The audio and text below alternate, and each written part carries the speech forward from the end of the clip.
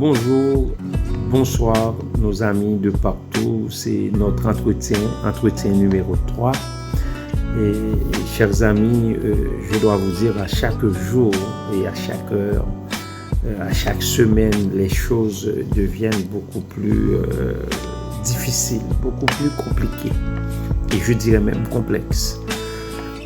Chez nous en Haïti, certaines rues deviennent désertes très tôt dans l'après-midi. Les grandes institutions ferment leurs portes à midi. C'est une demi-journée pour les employés et malgré qu'ils continuent à recevoir leur salaire, mais les grandes institutions ferment. À midi, le nombre des marchands diminue dans nos marchés, ce qui est difficile à croire, mais cela se fait très timidement. Dans le Nouvelliste du 30 avril, notre ministre de la Santé a fait les manchettes.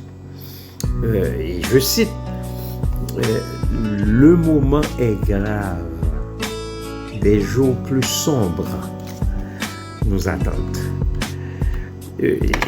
Et elle dit vrai parce que tous les experts s'entendent pour dire que le pire est à venir.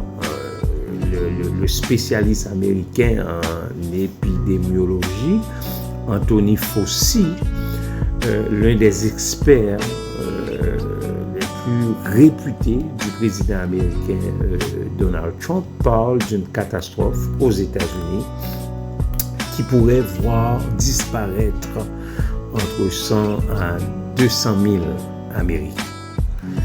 Un point de vue assez réaliste, mais qui nous inquiète, parce que autant de morts, ça nous inquiète.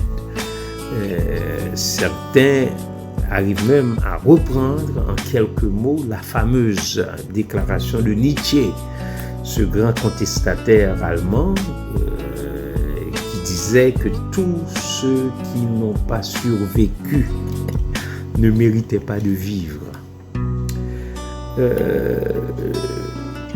C'est faux à notre avis. Toutes personnes peuvent mourir. Le virus est mortel pour tout le monde. Il frappe fort, sans distinction aucune. Il est mortel, même pour les évangéliques, les chrétiens tout court. D'ailleurs, le premier cas de coronavirus recensé à New York était un prêtre catholique. C'est la réalité du mal, chers amis. Voilà pourquoi nous devons faire attention, nous devons suivre les consignes. Dieu peut aussi utiliser par-dessus tout ces consignes pour nous préserver du mal. Et notre foi reste inébranlable. Notre foi en Dieu, notre foi en Jésus nous fait comprendre qu'il ne permettra point que nos pieds chancellent. C'est notre foi. Mais de notre côté, il est écrit que tu ne tenteras pas tu ne tenteras pas le Seigneur ton Dieu. Et le mal est là, il est réel. C'est vraiment la perversion du bien. En tant que chrétiens, nous ne pouvons pas être ni fatalistes, ni pessimistes, mais réalistes. Ceux qui sont morts ne sont pas les pires pécheurs. Ce n'est pas parce qu'ils ne méritaient pas de vivre, comme a déclaré Nietzsche, ce grand contestataire. Mais il peut y avoir plusieurs raisons, et parmi ces raisons, c'est la réalité du mal. La réalité du mal qui est intervenue dans le monde lorsque l'homme a décidé, chers amis, de pécher. Voilà pourquoi nous devons nous repentir. Et cela doit se faire de façon continuelle. Ça veut dire que nous devons continuellement nous approcher, amen, de Dieu. Nous devons toujours avoir un regret des fautes commises. Ça, c'est un fait.